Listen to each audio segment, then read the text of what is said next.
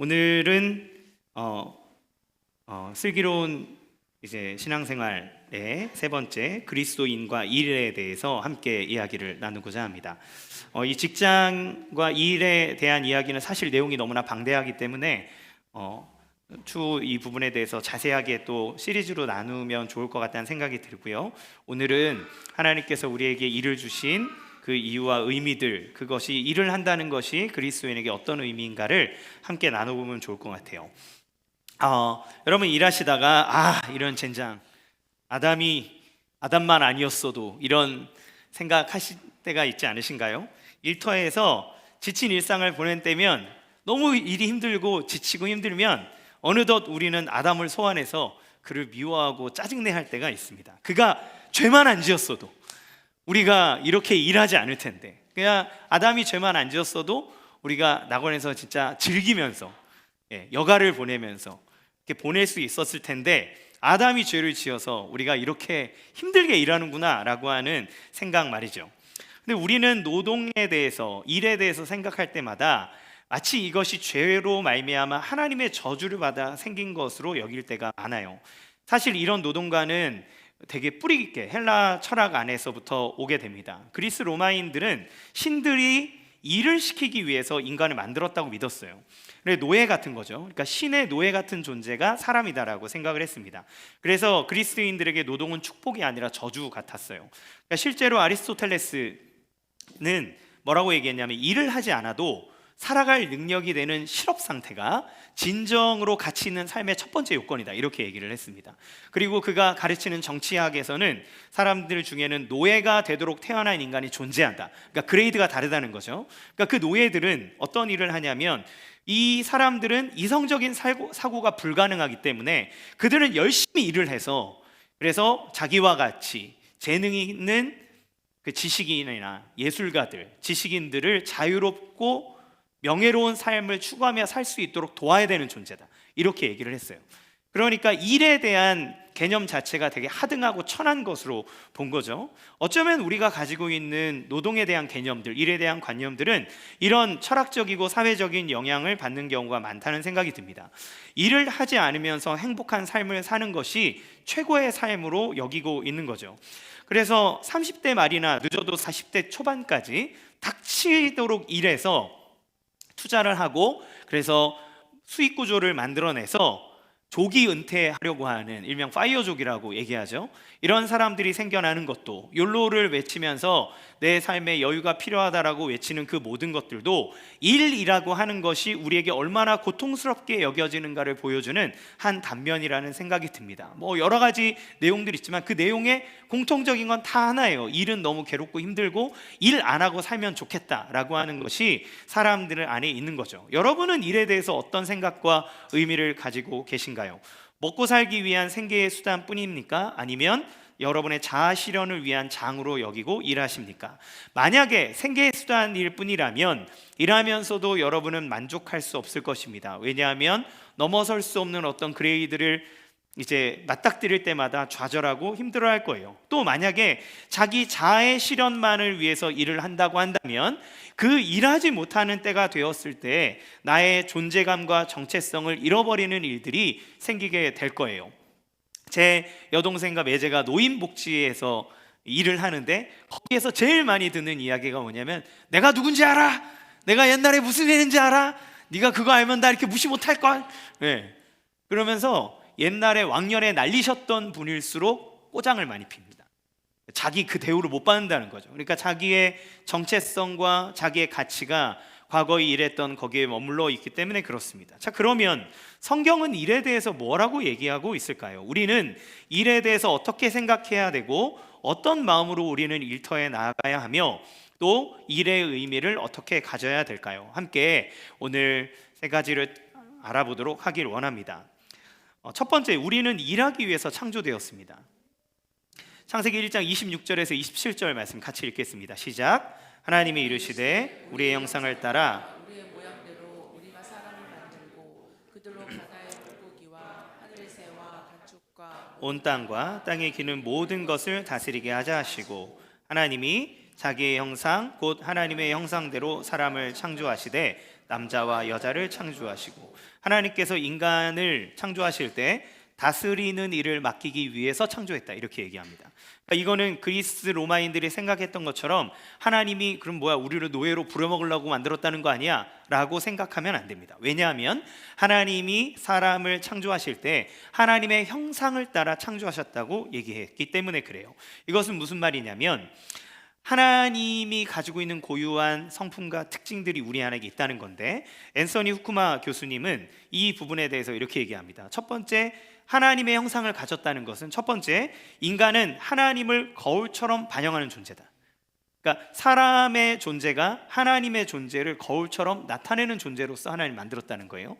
두 번째는 인간은 하나님을 대표한다는 겁니다. 그러니까 하나님을 대표하는 자로서 세상에 일을 하는 존재라는 거예요. 그럼 하나님을 대표하는 자, 하나님을 거울처럼 나타내는 사람의 존재를 종처럼 만들었겠습니까? 그것이 아니죠. 하나님의 형상을 가졌다는 건 하나님과 같이 고귀하고 아름답게 만들었다는 것을 얘기해요. 자, 그러면 일이라고 하는 관점에서 하나님은 어떤 분이실까? 하나님은 일하시는 분입니다. 성경의 제일 처음은 하나님의 일하심으로 시작이 돼요. 태초에 하나님이 천지를 창조하셨다, 이것부터 시작이 됩니다. 단지 이 말은 인류의 어떤 기원을 나타내는 말뿐이 아니라 하나님이 일하시는 분이라는 것을 나타내요. 창세기 2장 1절에서 2절 상반절까지 같이 읽겠습니다. 시작. 천지와 만물이 다 이루어지니라. 하나님이 그가 하시던 일을 일곱째 날에 마치시니. 아멘. 여기서 보면 창조하신 것을 일이라고 얘기해요. 그러니까 그가 하시던 일을 다 마쳤다. 그러니까 성경은 노동, 즉 일이라는 것이 하나님이 하시는 고귀하고 소중한 것이라고 하는 것을 보여줍니다. 그런데 그런 하나님께서 자기가 일하실 뿐만 아니라 자기가 하는 일을 사람에게 같이 맡겨줬다는 것을 얘기해요. 즉 자기의 형상대로 창조하시고 일을 맡겼다라고 하는 것은 하나님과 같은 일, 그러니까 하나님이 하시는 일을 사람에게 하도록 위임하셨다, 그 영광스러운 가운데 불러주셨다라는 것을 뜻합니다. 이것은 무엇을 의미합니까? 우리가 하나님이 아니기 때문에 우리는 무에서 유를 창조하는 존재는 아니지만, 그러나 하나님이 하시는 그 영역들을 위임받아서 하나님이 세상에 나타내고자 하는 그 모든 것들을 펼쳐내는 존재가 사람이다, 이렇게 얘기하는 거예요. 즉 하나님의 창조의 세계 안에 우리를 동참시키기 위해서 하나님 창조하셨다고 얘기합니다. 따라서 일은 주님이 우리의 인생을 염두에 두고 마련하신 완벽한 설계 안에 포함되어 있습니다. 그러니까 어쩌다 만들거나 우리가 저주를 받아 하게 된 것이 아니라 하나님이 당신의 형상으로 우리를 만들었을 때 일이라고 하는 건 하나님이 우리 안에 펼쳐내고자 하시는 그 인생의 설계 안에 포함되어 있는 완벽한 설계의 일부라는 거예요. 그래서 우리는 일을 함으로 하나님의 섭리와 자유와 기쁨을 함께 누릴 수 있는 존재로 창조된 겁니다. 우리가 왜 일합니까? 그것은 우리를 창조하신 하나님께서 일하시기 때문에 일하는 거예요. 요한복음 5장 17절에서 예수님은 뭐라고 얘기하시냐면 내 아버지께서 일하시니 나도 일한다, 이렇게 얘기를 합니다. 그러니까 지금 하나님이 무언가를 이루어가고 계시기 때문에 그 이루는 일에 우리를 부르셨으므로 우리는 하나님과 함께 일을 하는 겁니다. 되어지는 일을 하는 거예요. 자, 그러면 이렇게 일할 때 하나님이 우리에게 주시는 은혜는 무엇인가요? 하나님의 하는 일에 동참하는 것을 통해서 하나님만이 누릴 수 있는 기쁨과 성취와 만족을 누리게 하신다는 거예요. 창세기 1장 31절 같이 읽겠습니다. 시작. 하나님이 지으신 그 모든 것을 보시니 보시기에 심히 좋았더라. 저녁이 되고 아침이 되니 이는 여섯째 날이니라. 아멘. 하나님은 창조하시는 일을 마무리하시면서 뭐라고 얘기하시냐면 심히 보기에 좋았다. 이거는 마치 작가가 작품을 딱 그리고 난 다음에 그 모든 그림이 너무 만족스러운 거예요. 그래서 이렇게 탁 한 발짝 뒤에 물러서서 완벽해, 원더풀, 너무 좋아. 자기가 했던 그 작품이 너무 만족스럽고 자기가 의도한 것들이 다 표현되어졌고 그것이 완전한 모습으로 인해서 참 좋구나, 너무 좋구나 라고 만족하는 모습을 상상하게 합니다. 이와 같이 하나님은 자신이 일하시는 방식을 통해서 기쁨을 누리시는데 그 일하는 것을 통해 나타나는 기쁨에 우리를 참여하게 하시기 위해서 우리를 당신의 형상으로 만드셨을 뿐만 아니라 그 일을 하도록 우리를 동참시키시는 거예요. 그러니까 일은 우리를 괴롭게 하고 우리를 힘들게 하고 우리를 억압하게 하기 위한 수단이 아니라 하나님의 창조성, 하나님의 그 성취감, 하나님이 누리는 그 풍요로움을 우리로 함께 누리게 하기 위해서 그 안에 이루게 하십니다. 여러분, 대통령을 하는데 그곳에 함께 그 대통령이 되기 위한 후보자가 꿈꾸기 위한 세상을 막 얘기합니다. 그거에 동참하는 것을 영광으로 여기는 사람들이 그들과 함께 하죠. 그들이 일하는 것은 단지 뭔가 먹고 살기 위해서 일하는 게 아니라 자기들이 보는 어떤 비전들을 이루어 나가기 위해서 이들과 함께 동참하는 거예요. 내 안에 함께 오게 하는 건 그 일이, 그 기쁨을 누리게 하기 위해서 함께 그 안에 이루게 하는 겁니다. 기쁨을 주는 거죠. 결국 일은 하나님의 기쁨을 우리에게 나누어 주고자 하는 하나님의 의도와 뜻이 포함되어 있다는 거예요. 우리가 의미 있는 일을 하지 못하면 내면적으로 심각한 상실감과 공허함에 시달리게 됩니다.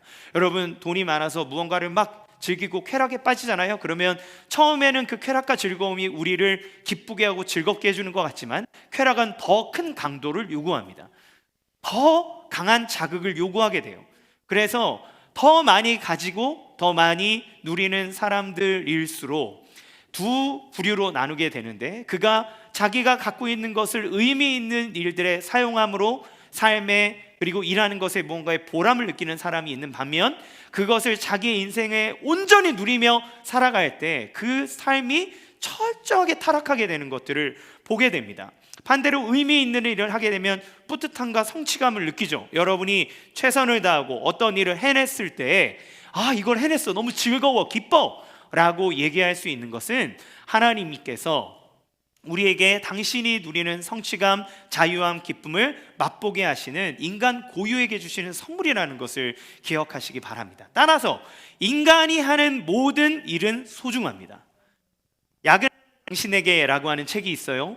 그런데 그 안에서는 이제 안식과 함께 일에 대한 이야기를 하는데, 거기에서 저자는 뭐라고 얘기하냐면, 하나님의 형상으로 만든 인간이 일을 하도록 창조되었다는 것은 인간이 소중하기 때문에 인간이 하는 모든 일 또한 소중합니다 라고 얘기합니다.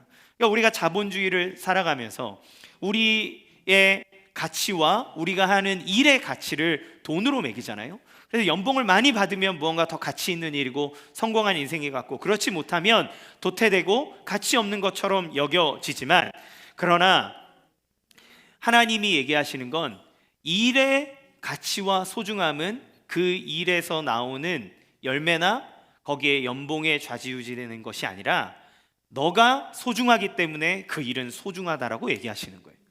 너가 가치 있는 존재이기 때문에 가치 있는 너가 하는 그 모든 일은 소중한 것이다 라고 얘기합니다. 우리는 그리스도의 보혈로 구원받은 하나님의 자녀입니다. 하나님의 형상으로 말미암아 지음받은 고귀한 자였지만, 그러나 죄로 말미암아 그 형상이 어그러졌죠.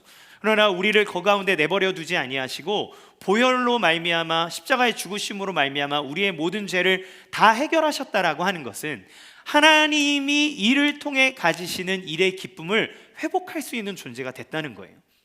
그러므로 그리스도인은 그 사람이 그리스도 안에서 이미 존귀하고 소중한 존재이기 때문에 그리스도인이 어디에서 무슨 일을 하건 그 일은 그 자체로 소중합니다. 존귀합니다. 그것이 우리가 일에 대해서 받아들여야 될 첫 번째 자세라는 거예요. 그 일이 나를 가치 있는 자로 규명해 주는 것이 아니라 가치 있는 존재가 그 일을 함으로 그 일이 가치 있고 존귀해진다라고 하는 것을 기억하시면 좋겠습니다. 두 번째, 일은 하나님의 통치를 세상에 나타내는 통로라는 거예요. 1장 28절 같이 읽겠습니다. 시작. 하나님이 그들에게 복을 주시며 하나님이 그들에게 이르시되 생육하고 번성하여 땅에 충만하라. 땅을 정복하라. 바다의 물고기와 하늘의 새와 땅에 움직이는 모든 생물을 다스리라 하시니라. 하나님은 인간에게 일을 주시면서 또한 명령하십니다. 다스리라는 거예요. 이 다스리라는 말에는 하나님이 우리가 하나님을 위해 이 땅에 존재하는 것이다라고 하는 뜻과, 그리고 하나님의 청지기로서 부름을 받았다는 이 두 가지 사실을 보여줍니다. 하나님이 우리를 창조하셨을 때 일하게 하셨고, 그 일함은 하나님의 영광을 위해서인데, 그런데 우리가 또한 하나님의 일을 맡아서 하나님만이 하실 수 있는 일을 맡은 청지기로 부름받았다는 것을 나타내요. 그러면 이 다스림은 어떻게 나타날까요? 오늘 본문에서 얘기하기를 첫 번째, 생육하고 번성하고 땅에 충만하여 다스림으로 나타납니다. 이 생육하고 번성하라, 땅에 충만하라고 하는 첫 번째 의미는 무엇일까요? 수를 늘리라는 겁니다. 말 그대로 수를 늘리는 거예요. 그러나 하나님께서 동식물들에게는 번성하라, 단순히 번성하라고 얘기하셨는데 사람에게는 땅에 충만하라, 그리고 땅을 정복하라, 다스리라 라고 하는 명령을 같이 주셨어요. 이게 무엇을 의미할까요? 팀켈러 목사는 일과 영성이라는 책에서 오로지 인간만이 번성을 의지적으로 완수해야 할 임무를 부여받았다, 이렇게 얘기합니다. 그러니까 동식물들은 본능적으로 번식을 합니다. 누가 우리 아이 셋 갖자, 넷 갖자 이런 거 안 해도 그냥 지들이 그냥 갖고 싶은 대로 가져요. 식물들도 막 퍼뜨려서 자기의 개체수를 늘려나갑니다. 근데 오직 인간만이 자기의 의지로서 생육하고 번성하는 일에 동참합니다. 왜요? 그러니까 번성을 일로 보았다는 거예요. 번성하는 것 자체를. 그것이 하나님이 이 세상에 인간에게 주신 고귀한 일 중에 하나라는 겁니다. 또한 이거는 동식물의 번성과는 다르다는 거예요. 왜 다를까요? 인간이 하는 것은 그냥 출산해서 애를 낳는 것으로 사람 수를 불리는 데 목적이 있는 것이 아니라 사람의 숫자가 늘어난다고 하는 것은 그 안에 문화와 문명이 형성되는 것을 의미하기 때문에 그렇습니다. 그러니까 사람이 모이는 곳에는, 그러니까 동식물이 있는 곳에는 그곳에 그냥 그들이 본능대로 살아가는 어떤 생태계가 이루어지지만 사람이 많이 모이는 곳에는 하나님께서 그들을 통해 다스리고 역사하는 모든 일들로 말미암아 사람만이 가지고 있는 독특한 문화와 문명들이 형성되게 되어 있다는 거예요. 그러니까 우리가 하나님의 형상으로서 충만하여져서 하나님의 형상과 하나님의 능력을 가지고 땅에 충만하여져서 하나님이 원하시는 문화, 하나님이 원하시는 문명들을 이루라는 겁니다. 그것을 통해서 세상에 공급하고 세상에 하나님의 뜻을 나타내기 위해서죠. 여러분, 영국을 비롯한 유럽에 가면 교회가 모스크로 바뀐 곳이 너무너무나 많습니다. 제가 영국 선교회 갔을 때도 영국에 가는데 이제 영국의 그 개신교가 엄청 많이 줄어들고 교회에 있던 자리에 그 교회가 모스크로 바뀌게 된 경우들을 되게 많이 봐요. 왜 그런 일들이 일어났을까요? 지역적으로 유럽이나 서구들, 그러니까 발전된 이 나라들의 대부분은 인구가 감소하고 있습니다. 인구가 줄어들어요. 인구가 줄어들고 하다 보니까 도시를 이루는데 사람 자체가 부족합니다. 그런데 그 빈자리를 누가 오냐면 무슬림들이 들어온 거예요. 이 사람들은 일부 닫혀져이면서 엄청 낮잖아요, 그렇죠? 그러니까 인구 자체가 엄청 많아요. 그러니까 이 사람들이 유럽으로 이주해 들어왔을 때 그 마을로 들어옵니다. 그 마을로 들어오면 점점 무슬림들이 많아져요. 무슬림들이 많아지면 거기에 살고 있던 현지 토백이들이 못 삽니다. 자기들 문화가 없어지니까. 그러면 이동해요. 그럼 그 지역은 무슬림 마을이 됩니다. 그러면 무슬림 마을이 있기 때문에 그것에 무슬림의 문화가 형성이 되고 무슬림이 갖고 있는 어떤 전통들이 그 지역을 감싸게 되는 거죠. 무슨 말입니까? 그러니까 단지 무슬림의 어떤 종교 세력이 커져서가 아니라 그 사람들이 거기에 충만해짐으로, 그 사람들이 거기에 있음으로 그들이 문명과 문화를 만들어내고 영향을 끼치게 된다는 거죠. 여러분, 전도한다는 게 무슨 얘기일까요? 개체 수를 늘리니까 사람 수를 많이 해라 라고 하는 것, 물론 1차적으로 그 수를 늘리라고 하는 건데 하나님께서 그렇게 전도해서 내 백성이 많아지게 하라 라고 하는 이유는 무엇일까요? 물론 구원을 받게 할, 생명으로 얻게 하기 위한 것이 첫 번째 이유이고, 두 번째는 그 사람들을 통해서 이 땅 구석구석에 하나님의 나라를 선포하고 하나님의 다스리심을 나타내려고 하는 겁니다. 후안 카를로스 오르티즈 목사님이 쓰신 제자입니까? 라고 하는 책에는 이런 얘기가 나와요. 교인 수만 많아지는 교회, 그러니까 교회가 막 200명, 300명, 500명, 1000명 이렇게 넘어가는데 거기 안에 예수의 제자가 없다면 그러면 무덤이 100개에서 200개 늘어나는 것과 무슨 상관이 있느냐? 여러분, 공동묘지에 100개, 무덤이 100개 있다가 200개로 늘어난다 그래서 거기에 무슨 변화가 일어납니까? 아무 변화가 일어나지 않죠. 그러니까 하나님께서 생육하고 번성하라, 땅에 충만하라고 얘기하는 것은 단순히 개체수를 늘려서 이렇게 많아지게 하라고 하는 의미를 넘어서 그 사람들을 통해 하나님의 형상이 세상에 가득하도록 너희가 그것을 이루어가라고 얘기하는 겁니다. 따라서 그리스도인이 아이를 갖는 것은 단지 본능의 영역을 뛰어넘습니다. 하나님이 당신의 형상을 닮은 우리를 창조하셨듯 하나님께서는 태초에 하셨던 그 일을 지금도 사람들을 통해서 계속 우리가 할 수 있도록 베풀어 주신 거예요. 세상은 그 여러 가지 경제적인 상황과 삶들 안에서 슬픔, 좌절, 상실을 생각하며 자녀를 낳는 것과 그렇게 우리의 자손을 키워가는 것들에 대해서 부담스러워하고 힘들어하고 좌절하지만 사실 그 모든 것을 통해서 하나님께서 생명만이 주시는 하나님의 놀라운 기쁨과 은혜를 우리에게 누리도록 하시기 위한 방편이 있다는 것을 우리는 잊으면 안 됩니다. 우리는 자녀를 낳음으로 우리의 영적 자녀를 또 전도를 통해 낳음으로 하나님의 역사와 통치를 나타내가는 아주 중요한 위치에 있다는 거예요. 특별히 이곳에 사랑하는 어머님들을 축복합니다. 우리는 자본주의 사회를 살아가면서 출산과 육아를 하게 되다 보면 내가 기존에 하던 일들을 쉬어야 하고 그러면 내가 하던 어떤 생산적인 일들 안에서 마치 잉여처럼 내가 무언가 사회에서 도태되어서 버림받은 사람처럼 여기는 그런 문화 속에 살아가고 있죠. 그래서 그 생명을 가꾸고 생명을 키우게 한 하나님의 명령과 은혜들을 한창케 여기는 세상 가운데 살아가고 있습니다. 그런데 하나님은 무엇을 보실까요? 하나님이 보시는 것은 생명입니다. 우리는 기독교인들이 하나님을 믿는 하나님의 자녀들이 세상에 더 멋진 것도 발명해내고 또 좋은 어떤 문명들을 만들어내기를 원합니다. 그런데 창세기에 보면요, 가인의 후손, 그러니까 죄를 지은 가인의 후손에게서 인류의 문명들이 나와요. 철을 주주하는 사람, 음악을 하는 사람, 이런 여러 사람들이 나옵니다. 근데 게알더스 보스 교수님이 쓴 성경신학이라고 하는 책에서 뭐라고 얘기하냐면 하나님의 백성인 셈의 족속에게서는 오로지 낳고 죽고 낳고 죽고를 반복하는 이 일들만 기록되어 있다. 하나님은 왜 이들에게 이 일을 허락하시는가? 하나님은 이 세상을 바라보실 때 가장 소중하게 여기는 것이 생명이기 때문에 그렇습니다. 우리는 물질이 만능인 세계를 살아가면서 어느덧 생명이 소중하다고 말하지만 그 물질로 인해 생명이 경시되고 물질로 인해 생명이 무시되고 물질로 인해 살아가는 삶의 가치가 평가되는 그런 세상 가운데 살아가죠. 근데 하나님은 우리에게 생명이 중요하다라고 말하시는 거예요.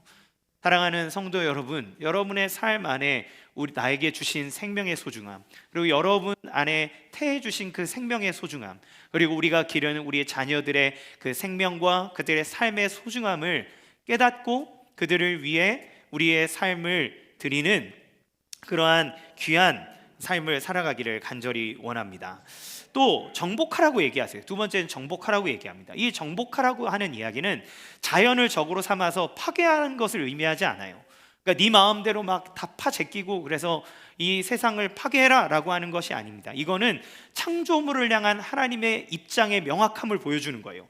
하나님께서 세상을 창조하실 때 공허하고 혼돈한 세상을 점진적으로 아름다운 질서 있는 상태로 바꿔놓으셨습니다. 하나님께서 물을 나누시고 낮과 밤을 나누시고 남자가 혼자 있는 것이 좋게 보이지 않아서 여자를 만드셨어요. 그러니까 하나님은 공허한 자리가 있으면 그것을 생명으로 채우시고 그것 가운데 하나님의 의지와 뜻이 나타나도록 하셨습니다. 이게 정복하는 거예요. 그러니까 즉 정복하라는 것은 우리의 삶에서 세상을 일의 무대로 만드셨다는 것이고 그 일의 무대가 되는 세상에서 우리가 마음껏 하나님의 뜻을 펼치라고 얘기하는 것입니다. 하나님께서 설계하고 만드신 이 세상이 그분이 남겨놓으신 풍요로움과 잠재력이 최대한 드러날 수 있도록 그것에 대한 모범을 보이셨고 이제 우리에게 그것을 맡기시는 거예요. 하나님은 사람을 통해서 이 세상에 하나님의 통치와 일들이 이뤄가도록 우리를 보내셨다는 겁니다. 시편 127편 1절 말씀 같이 읽겠습니다. 시작. 여호와께서 집을 세우지 아니하시면 세우는 자의 수고가 헛되며 여호와께서 성을 지키지 아니하시면 파수꾼의 깨어 있음이 헛되도다. 이것은 사람이 아무리 노력해도 하나님이 이루어 주시지 않으면 안 된다라고 하는 말씀이 되죠. 그러나 반대로 이 말씀은 하나님께서 성을 세우고 또 그 지키는 모든 일들을 누구에게 위임하시냐면 사람에게 위임하신다는 말이 되는 거예요. 그러니까 하나님의 손길이 어떻게 비춰지느냐, 집을 세우는 사람을 통해서 집을 세우시고, 그리고 그것을 지키는 파수꾼을 통해 그 땅을 지켜주신다는 겁니다. 그것이 하나님이 통치하시는 방식이에요. 종교개혁자 루터는 하나님이 모든 생명을 먹이신다는 말씀은 농부와 다른 일꾼들의 수고를 통해 인류에게 먹을 거리를 베풀어 주신다는 뜻이다, 이렇게 얘기를 합니다. 그러니까 가만히 앉아 있어서 위에서 떨어지는 열매를 받아 먹으라는 것이 아니라 하나님께서 농부를 통해 먹을 양식을 우리에게 베풀어 주시고, 옷을 직조하는 자를 통해서 우리가 옷을 입을 옷을 제공하게 하시고, 우리가 아이를 가르치는 선생을 통해 우리 아이들이 교육을 받게 하시고, 또 여러 가지 배를 만들고 비행기를 만들고 하는 그 모든 일들이 그 사람을 이루어가는 것을 통해서 사람이 그 문명과 문화를 이루도록 하나님이 하셨다 라고 얘기하시는 거예요. 그러니까 우리가 삶의 일터의 현장에서 행하는 모든 일들은 그 자체로 고귀할 뿐만 아니라 하나님께서 여러분을 통해 세상 가운데 하나님의 통치하심과 돌보심과 일하심을 나타내는 중요한 통로라고 하는 것입니다. 우리는 하나님을 위해서 일을 해야 됩니다 라고 얘기하면 어떤 특정한 사역이나 어떤 특별한 일들을 생각하기 마련이지만, 하나님은 하나님의 백성들에게 그 세상에서 너의 일을 하며 살아라 라고 얘기합니다. 이스라엘의 12지파를 만드시면서 하나님 앞에 제사하는데 섬기는 지파는 레위 지파 딱 하나를 남겨놓으셨고, 모든 지파는 자기의 일터에서 전쟁할 군인으로, 일할 농부로, 목동으로 그들을 세우셔서 그 나라가 유지되도록 하셨다는 거예요. 그 이야기는 무엇입니까? 일의 성속의 구분이 없이 모든 일이 하나님께서 하나님의 백성들과 사람들에게 주신 하나님의 일이라는 것을 얘기합니다. 성경에 보면 일할 때 나오는 대표적인 두 인물이 있는데, 하나는 요셉이고 하나는 다니엘입니다. 다니엘은 바벨론의 포로로 잡혀갔지만 그곳에서 총리로 있는 정치인으로 살았습니다. 요셉은 형들에게 배신당해서 종으로 팔려갔죠. 그래서 애굽 땅에서 종살이로 이렇게 피고용인으로서 거기에서 종살이를 했고, 후에는 완전 뒤집히는 역전의 인생 드라마를 쓰며 애굽의 총리가 되었죠. 그런데 중요한 것은 무엇이냐면 그들이 거기에서 어떻게 살았냐 하는 거예요. 다니엘이든 요셉이든 누구나 내가 종으로 있을 때 그 종의 자리에서 충실히 행함으로 주인에게 하나님의 살아계심을 보여줬고, 포로로 잡혀가 있는 그곳에서도 하나님의 백성으로 성실히 살아냄으로 하나님을 보여줬고, 그들이 하나님께서 총리라고 하는 정치인의 자리로 세웠을 때 그 정치인으로서 그곳에서 성실히 살아냈을 때 하나님의 영광이 드러나고 하나님을 고백하게 되는 일들이 나타났다는 겁니다. 하나님의 영광을 위해 살아간다는 건 정치인이 돼서 내가 이 서울을, 이 대한민국을, 이 뉴욕을 하나님께 드리겠습니다 이렇게 선언하는 게 하나님의 뜻을 이루어내는 게 아니라, 정치인으로 깨끗하고 탁월하게 자기의 일을 하는 것이 하나님의 계획과 뜻하심을 드러내는 것이라는 거죠. 여러분이 사업장을 운영하십니까? 그렇다면 여러분 하나님께 부름받은 사업체를 운영하는 사장으로서 여러분이 성실하게 정직하게 일하시고 직원들을 대우할 때 그때 하나님의 영광이, 하나님의 다스림이 나타나는 겁니다. 여러분이 직장의 사람으로서 직장에 고용되어서 그곳에서 일을 하실 때 여러분이 맡겨진 일들이 하찮은 일처럼 여겨진다 할지라도, 만약에 이것이 나에게 맡겨진 것이라면 하나님이 나에게 맡겨줬다는 생각으로 그 일에 최선을 다할 때 그것을 통해 하나님이 영광을 받으시고 그것을 통해 하나님의 다스림과 역사하심이 나타나는 겁니다. 그렇지 않으면, 우리가 이러한 일에 대한 개념을 잘못 갖고 있으면 어떤 일들이 일어납니까? 주일날 교회에 와서 집사로, 장로로, 또 여러 가지 직분을 맡은 사람으로 교회에서는 성실하게, 충성되게, 거룩하게 열심히 일합니다. 그런데 회사 가서는 농땡이 핍니다. 부정을 저지릅니다. 다른 사람들을 하대합니다. 그런 일들이 왜 일어날까요? 세상의 일들은 하나님의 일이 아니라 교회의 일만 하나님의 일이라고 생각하는 잘못된 일의 관념이 우리로 하여금 세상 가운데 하나님의 뜻과 하나님의 다스림과 통치함을 드러나는 것을 막는 거죠. 여러분, 하나님의 자녀이십니까? 하나님의 자녀이기에 일하심의 부름을 받았습니까? 성실하십시오. 정직하십시오. 여러분이 맡은 일이 무엇이든 그것에 의해서 여러분 자신을 규명하지 마십시오. 여러분이 어떤 일을 맡았든 하나님의 자녀로서 고귀합니다. 존귀합니다. 여러분이 일이 여러분을 규명할 수 없습니다. 그건 하나님이 보증하시는 겁니다. 그러면 우리는 복사 한 장을 하는 일이라 할지라도, 청소하고 쓰레기를 줍는 일이라 할지라도, 내가 그 일을 하는 걸 통해서 서비스업을 할 때 누군가에게 미소를 전함으로, 누군가의 어려운 부분을 긁어줌으로, 누군가가 갖고 있는 어려움에 반응함으로 나는 내 일을 하는 것이지만 그것을 통해 하나님의 다스림과 하나님의 인자하심과 하나님의 기쁨이 드러날 수 있다는 거예요. 그래서 이 평범을 두려워하지 않는 영성, 지난번 가을에 오셨던 김창현 목사님이라는 분이 책을 쓰셨는데, 평범을 두려워하지 않는 영성이라는 책에서 이 다니엘을 평범한 정치인으로 얘기합니다. 그건 특별하잖아요. 그러나 왜 평범하다고 얘기했냐면 그가 정치인으로서 정치인의 삶을 살았다는 거예요. 자기에게 맡겨진 그 일에 최선을 다했다는 그것이 우리를 더 하나님의 사람으로 세워가는 겁니다. 특별함을 위해서 살아갈 때 우리는 우상을 만들 수밖에 없지만 부르심에 순종하여 평범하게 살아갈 때 하나님의 특별하심을 경험하게 된다는 것 기억하시면 좋겠어요. 그래서 팀 켈러 목사는 일과 영성이라는 책에서 우리 노동은 모두 세상에 하나님의 사랑을 전달하는 운송수단이다. 그러니까 여러분이 무슨 일을 하든 사람들이 알아주건 못 알아주건 상관없이 저 구석에서 설거지를 하는 한이 있더라도 그 일을 통해서 하나님의 사랑을 전하는 운송수단이다. 내가 설거지를 할 때 이 그릇을 갖고 먹는 사람이 깨끗한 그릇으로 먹기를 원하는 마음으로 하고 있다면 그것을 통해서도 하나님의 사랑이 전달되고 있는 것이에요.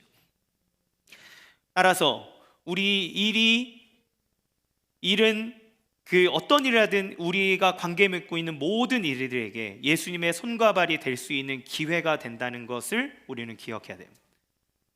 여기 내가 개발자로 있던, 영업사원으로 있던, 아니면 내가 어떤 것을 만들어내는 사람이건, 또 어떤 문화적인 컨텐츠를 만드는 사람이건, 이것을 보고 소비하고 그렇게 하는 사람들을 생각하며 우리가 최선을 다해 성실히 임할 때 하나님의 능력이 나타나는 거죠. 세 번째, 일할 때 하나님은 모든 것을 채워주십니다. 창세기 1장 29절에서 30절 말씀 같이 읽겠습니다. 시작. 하나님이 이르시되 내가 온 지면에 씨 맺는 모든 채소와 씨가 아직 열매 맺는 모든 나무를 너희에게 주노니 너희의 먹을 것이 되리라. 또 땅의 모든 짐승과 하늘의 모든 새와 생명이 있어 땅에 기는 모든 것에게는 내가 모든 푸른 풀을 먹을 거리로 주노라 하시니 그대로 되니라. 아멘. 노동은 창조하신 하나님을 반영하는 즐거운 창조의 활동이었을 거예요. 그렇죠? 하나님의 형상으로 만들어서 일하게 했을 때 그건 너무너무 즐거운 일입니다. 예를 들면 여러분이 밤새워서 컴퓨터 게임을 하는 모습을 보십시오. 그걸 볼 때 누구도 고생한다고 생각하지 않습니다. 네. 그렇죠? 그거를 하는 사람도 내 인생이 왜 이래서 내가 왜 이 오락을 하고 있는가 이렇게 생각하지 않습니다. 즐거운 마음으로 기꺼이 그걸 하죠. 마찬가지로 사실은 일에도 즐거움과 창조성의 요소가 있어요. 이 설교를 듣는 여러분에게도 일하다가 창조성을 발휘하며 즐거움을 누리신 적이 아마 있을 것입니다. 사실 충분히 쉬고 누리며 일을 할 수 있다면 일은 더 이상 고통이라고 하기보다 오히려 오락과 비슷한 형태가 될 수 있는 거예요. 왜냐하면 그 안에서 우리가 기쁨을 그리고 성취감을 누릴 수 있는 그 많은 것들이 있기 때문에 그렇습니다. 그런데 어느덧 이 일이 갖고 있는 기쁨과 즐거움이 오염되기 시작했습니다. 왜 그렇습니까? 사람에게 죄가 들어옴으로 말미암아 하나님 우리에게 일을 주시고 우리를 공급하시고 우리에게 생명을 주시는 하나님께로부터 떨어져 나갔을 때 사람은 하나님의 형상이 어그러져 버렸으므로 하나님이 가질 수 있는 기쁨과 즐거움을 상실하게 됩니다. 하나님이 일하시면서 누리는 그 여유와 낭만과 즐거움을 상실합니다. 인간은 범죄했고 그래서 땀을 흘리지 않으면 먹을 것을 먹지 못하게 되는 형벌 가운데로 처해지게 됩니다. 땅을 정복하는 수단으로 주어졌던 노동이 이제는 더 이상 사람들에게는 단지 땅에서 생존하기 위한 괴로운 투쟁이 돼버린 거죠. 그렇죠. 그래서 여러분, 우리가 일을 하면서 일이 왜 괴롭습니까? 그 일 자체이기보다 그것이 우리의 생존과 연결되어져 있기 때문에 어쩔 수 없이 해야 되는 어떤 한 단면으로 보기 때문에 그렇죠. 여러분, 요즘에 가장 인기 있는 직종이 뭐가 있을까요? 아마 의사일 겁니다. 그래서 이제는 스카이도 못 이기는 의대예요. 스카이 들어가도 의대, 지방에 있는 의대를 들어가려고 스카이 이렇게 막 포기합니다. 의대를 가려고. 그런데 그 의대를 들어가면 다 좋으냐? 아니요. 의대 안에서도 이제 선호하는 과가 있습니다. 가고 싶어하는 과. 그래서 이거를 좀 이렇게 알아봤는데 전문의의 인기과의 척도가 3가지로 구분됩니다. 첫 번째, 경제적인 수입이 평균 이상이 돼야 된다. 그렇죠? 이렇게 수입이 안 되면 그 일을 하고 싶지 않은 거예요. 그렇죠? 왜냐하면 나도 생계를 위해서 이걸 하는 거니까. 그래서 요즘에 소아과 이런 게 너무 많이 없어지고 있죠. 잘 안 한다 합니다. 그러면 수입만 다 괜찮으면 되냐? 아닙니다. 근무 강도의 편한 정도가 중요하답니다. 워라밸이 있기 때문에. 그래서 최대한 자기가 이 모든 의사의 과정들을 거치는 동안 자기의 정신적인 이런 스트레스를 최대한, 그러니까 돈을 많이 벌면서도 최대한 덜 드는 것, 그거를 선택한다 그래요. 그리고 3번째는 개원의 가능성과 개원 이후의 삶을 생각했을 때 나의 이 뒤를 받쳐줄 수 있는가, 이거를 생각해서 의대를 가고 의대 안에서도 과를 지원한다는 거죠. 그래서 유퀴즈라는 프로그램에 의사 선생님들이 많이 나올 때, 그럴 때마다 거기 나오는 선생님들은 우리가 볼 땐 대단하다, 의미 있는 일을 한다라고 얘기하는데, 그분들이 다 얘기하는 게 뭐냐면 밑에 전공의가 없어요. 좀 우리 과 좀 지원해 주세요. 되게 좋은 데입니다. 이러면서 막 얘기를 많이 하더라고요. 왜 그렇습니까? 의사는 사람의 생명을 살리는 고귀한 직업이지만, 그러나 우리에게 있어서 1차적으로 의사라고 하는 직업은 생계와 내 삶을 보증하는 직업의 수단으로 여겨지기 때문에 그렇습니다. IT 노동자들이 야근을 엄청 많이 하잖아요. 웹툰을 그리는 웹툰 작가들도 야근은 뭐 밥 먹듯이 한다고 합니다. 그런데 이 IT 노동자들이 엄청난 야근을 하는 것이 어디에서부터 왔는가라고 하는 부분을 그 이제 분야에 계신 분들이 얘기해 준 것을 봤는데요. 이렇게 얘기해요. IT 세계에서 노동은, 특별히 이 개발을 하는 일은 매우 창조적인 영역이기 때문에 이 능력 있는 개발자가 일에 몰두하다 보면 작업이 대단히 재밌어진다고 합니다. 너무너무 재미있기 때문에. 근데 재미있는 일, 그래서 대기업 아니어도 자기가 벤처나 이런 데 가서 기꺼이 그걸 하는 거는 재미있기 때문이죠. 그런데 그 재미있는 일이 또 앞으로의 자기의 삶을 보장하는 일이 될 수도 있고, 그러기에 거기에 던집니다. 그런데 재미있게 일을 막 하다 보면 이 뛰어난 결과물이 아주 놀랍도록 빠른 시간 안에 나오기도 하고, 일이 재미있으니까 재미있는 일을 하다 보면 개발자가 자기도 모르게 막 밤새워서 일을 합니다. 그래서 제가 아는 한 친구가 이런 개발하는 일을 하는데, 그 친구가 싫어하는 게 2가지, 인생에 싫어하는 2가지가 있어요. 먹는 거랑 자는 겁니다. 자기는 왜 먹는지 모르겠대요. 그냥 알약 하나 있으면 딱 좋겠대. 그냥 계속 자기는 일하고 그렇게 했으면 좋겠대요. 잠자는 것도 너무 아까워 죽겠대요. 그러니까 이 잠만 자기가 해결될 수 있으면 마음껏 내 일을 할 수 있는데, 이 창조적인 일을 막 해낼 수 있는데 자기의 육체가 막 아프고 힘들고 이런 것 때문에 못하는 것이 속상하다는 겁니다. 그래서 제가 미친놈 그랬습니다. 그렇죠. 그런데 문제는 그런 일을 시키는 관리자 입장에서는 그런 일들이 이제 서서히 당연해지기 시작하는 거죠. 그래서 한 프로젝트에서 일을 탁월하게 해낸 개발자가 다른 프로젝트에서도 같은 기간에 탁월하게 일을 해내기를 기대하기 시작합니다. 이런 관행이 점점 굳어지다 보면 어떻게 되냐면, 애초에 프로젝트를 기획할 때 매일 야근할 것을 전제로 해서 일정을 짭니다. 왜냐하면 이렇게 나왔으니까. 회사의 이익을 위해서 그렇게 마감일을 맞추는 거죠. 그래서 결국 그가 처음에 재미있음으로 행했던 일, 무언가 창조적인 결과물을 만들어내므로 기뻐하고 즐거워했던 일들은 서서히 고통이 되고 육체와 정신의 건강을 해치면서 단지 땅에서 생존하기 위한 괴로운 투쟁이 되어버린다는 거죠. 열정을 잃어버린 사람들의 모습들이 이렇게 만들어진다고 합니다. 이런 것은 죄로 인해 우리에게 나타나는 잘못된 사회의 구조와 현상들 속에서 나타나죠. 자, 그런데 하나님은 우리에게 이 모든 것들, 그러니까 일에 대해 기쁨과 즐거움을 주도록 창조하셨다고 얘기했어요. 존 파이퍼 목사님이 삶을 허비하지 말라는 책에서는 이렇게 얘기합니다. 죄가 세상에 들어오기 전 일은 헛되거나 실망을 낳지 않았을 것이다. 일은 모든 필요를 채우는 하나님의 풍성한 공급과 아름답게 연결되었을 것이다. 일은 땅을 황폐하게 하지 않으면서 인간의 물질적인 필요를 채웠을 것입니다. 처음에 하나님은 부족함 게 없는 낙원에 땅을 갈 사람도 없었다고 하셨습니다. 그 후 하나님이 흙으로 사람을 지으시고 아담은 창조 세계의 청지기로 아버지와 함께 일하는 아들이 되었습니다. 일의 본질은 생명의 유지가 아니었습니다. 왜냐하면 하나님이 친히 유지하시는 분이기 때문에 그렇습니다. 인간은 음식과 의복의 걱정 없이 일로부터 자유했던 게 아니라 일 안에서 자유하며 창조적이었습니다. 왜요? 하나님이 모든 것을 공급하시는 분이기 때문에 사람은 일을 함으로 오히려 자유하고 일하며 창조적인 존재가 되어 그 모든 하나님이 누리는 기쁨과 성취를 누리는 존재였다는 거죠. 그런데 죄가 들어옴으로 하나님의 형상이 어그러져 버린 세상 속에서는 우리는 생존을 위해 살아가야 되는 삶의 태도로 들어가게 되고 그 생존을 위해 발악하는 자리에 일이 있기 때문에 그 일은 저주와 같이 여겨지고 이 일은 우리를 점점 절망으로 가져가게 하는 거죠. 그런데 우리에게 들려준 기쁜 소식이 있습니다. 그것은 무엇입니까? 그 모든 죄와 사망에서 우리를 끊어내고 구원하신 예수님이 계시다는 거예요. 예수님은 우리의 죄를 위해서 십자가에 죽으셨습니다. 죄의 모든 결과물을 가지고 십자가에 달리셨습니다. 부활하셨어요. 그러면 모든 사망의 권세에서 깨어 승리하셨을 뿐만 아니라 예수 그리스도를 믿는 모든 사람들에게 하나님의 자녀가 되는 권세를 주셨다, 이렇게 얘기합니다. 그것은 무슨 얘기를 합니까? 이제 모든 그리스도인에게는 하나님의 공급하심을 기대하는 삶을 살 수 있다는 거예요.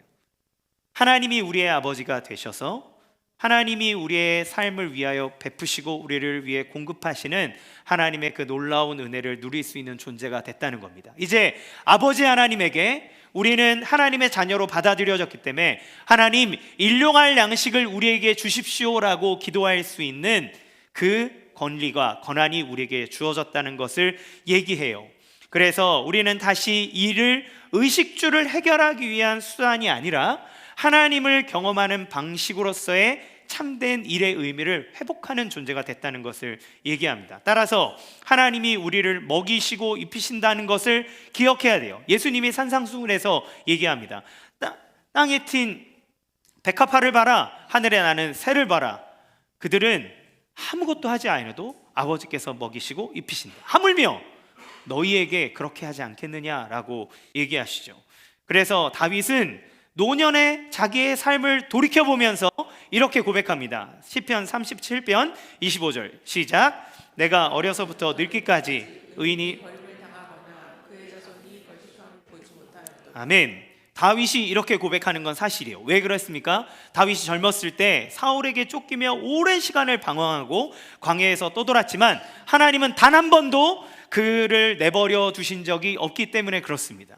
우리가 인생을 살아가며 위기를 맞이하기도 합니다. 어려움이 있습니다. 사업체를 운영하시며 직장에서 일을 하며 우리가 여러 아이들을 출산하고 살아가는 과정 속에 위기가 있어요.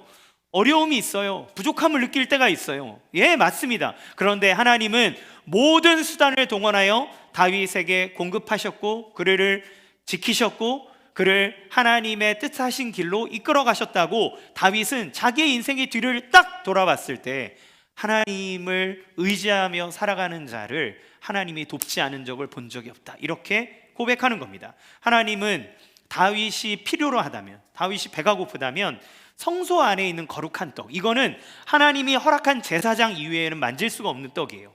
그런데 다윗이 사울을 피해 성막으로 도망갔을 때, 성전으로 도망갔을 때 하나님은 제사장들을 통하여서 그 떡을 빼다가 다윗을 먹게 하셨습니다.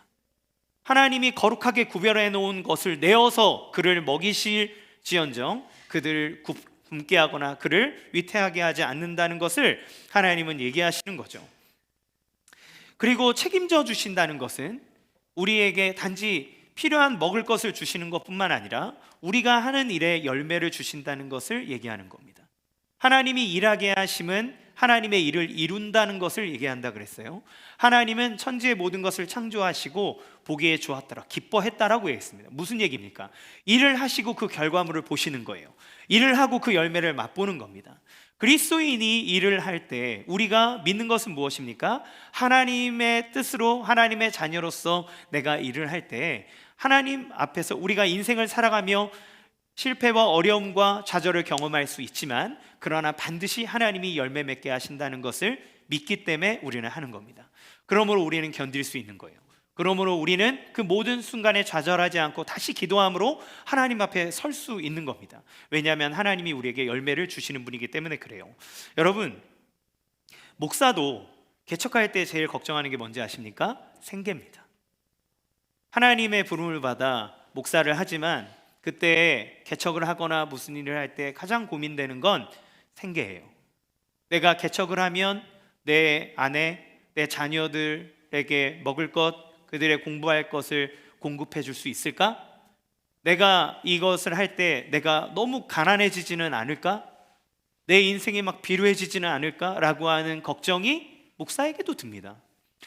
사랑의 교회에 계신 이인호 목사님께서 사랑의 교회에서 나와 개척을 하기 전에 하나님 앞에 자기 진로를 놓고 기도하셨다 그래요. 기도하면서 뭐라 그랬냐면, 그때 세 가지 길이 있었습니다. 사랑의 교회는 우리나라에서 가장 유명한 교회 중에 하나잖아요. 그곳에서 나왔을 때 할 수 있는 여러 가지 옵션들이 있겠죠. 그런데 아이는 3명이고 자기가 이제 나가서 어떻게 해야 되냐, 안정적인, 우리 소위 사람들로 말하면 직장에서 이제 나오게 되는 건데, 그때 세 가지, 하나는 유학을 가는 겁니다. 또 하나는 괜찮은 교회에 청빙을 받아가는 겁니다. 세 번째가 개척이었어요. 그런데 그것을 놔두고 하나님 앞에 기도하면서, 하나님 어떻게 하면 좋겠습니까? 라고 기도할 때 하나님이 이인호 목사님에게 마음에 이렇게 물으셨다고 합니다. 이렇게 마음에 주셨대요. 야, 너 먹고 사는 거 걱정 안 하면 그럼 뭐 하고 싶냐? 너 먹고 사는 거 걱정 안 한다면 그러면 하고 싶은 거 뭐냐? 그 마음을 딱 주셨을 때 뒤도 안 돌아오고 그러면 개척이요. 그러면 개척이요. 무슨 얘기입니까? 그분도 개척을 하기 전에 고민되는 것이 생계인 거예요. 먹고 사는 거에 대한 부분입니다. 이번 특세 때 오셨던 김병년 목사님께서 개척을 할 때 자기의 있는 은행의 잔고 중에 전 재산이 1,000만 원 딱 있고 자녀가 있고, 그런데 사랑하는 아내, 개척을 이제 막 시작했는데 사랑하는 아내가 쓰러져서 이제 아무 움직임이 없이 식물인간으로 있을 그때 그 아내를 돌봐야 하고 개척을 해야 하고 자녀를 키워야 하는 이 말도 안 되는 막막한 상황 속에서 내가 어떻게 살아야 되나 라고 하는 삶을 사셨다 하셨죠. 그런데 그분이 뭐라고 했습니까? 다윗같이 지금을 돌이켜 봤더니 아무것도 없는 자기의 삶 가운데 아내 18년째 누워있는 아내 간병비, 병원비 이런 거 들어간 돈만 해도 4억이 된다고 하죠. 자기에게 4억이라는 돈이 없지만 돌이켜보니 하나님께서 그 모든 과정들을 통해서 아내를 돌보고 아내를 간병하고 할 수 있는 길을 자기에게 주셨고, 또 그 가운데 자녀를 양육할 수 있는 길을 주셨고, 그리고 돈이나 생계에 매여 있지 않고 정직하게 하나님의 말씀을 전하며 하나님의 뜻을 이루어내는 교회를 이루어올 수 있었노라고 그의 간증을 통해서 우리는 이야기를 들었습니다.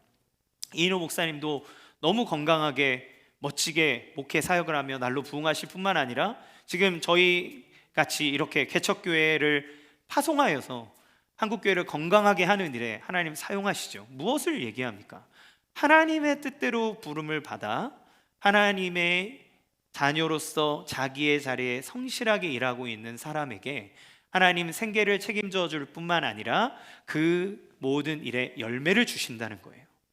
여러분이 하는 일에 하나님이 열매를 주신다는 겁니다. 사업체를 운영하십니까? 그렇다면 하나님 앞에 내가 존귀한 존재이고 하나님의 자녀임을 기억하십시오. 그리고 하나님이 나에게 이 일을 시키셨다고 믿으십니까? 여러분이 그 자리에서 묵묵히 그 일을 감당할 때 하나님은 그것에 반드시 열매를 주실 줄로 믿으시기 바랍니다. 여러분이 직장에서 일을 하고 계십니까? 때로는 여러분이 하는 일들이 마음에 들지 않습니까? 그러나 만약에 그 자리가 하나님께서 여러분에게 허락하신 자리라면 여러분 그 자리에서 최선을 다하여 일함으로 그 회사에 이익을 끼치는 자가 되기를 원합니다. 그리고 여러분이 그 성실하게 하는 일을 통해서 세상이 하나님의 사랑과 은혜와 능력을 누리게 될 것이에요. 그 누군가가 와서 나에게 찬양해주고 높여주지 않을지라도 하나님이 그것을 아시고 하나님이 그것을 이루십니다. 그렇게 만들어가는 그리스도인들의 문화를 통해 세상은 변화될 수 있고 변혁이 될 수 있고 하나님이 원하시는 가장 아름다운 형태로 바뀌어져 갈 수 있다는 것 여러분 기억하시면 좋겠습니다. 마무리하겠습니다. 하나님의 일을 하는 것은 특별한 일이 아닙니다. 모든 일은 하나님의 형상으로 지음받은 우리가 성실하게 행해 나갈 때 그곳에서 하나님의 영광이 드러나는 겁니다.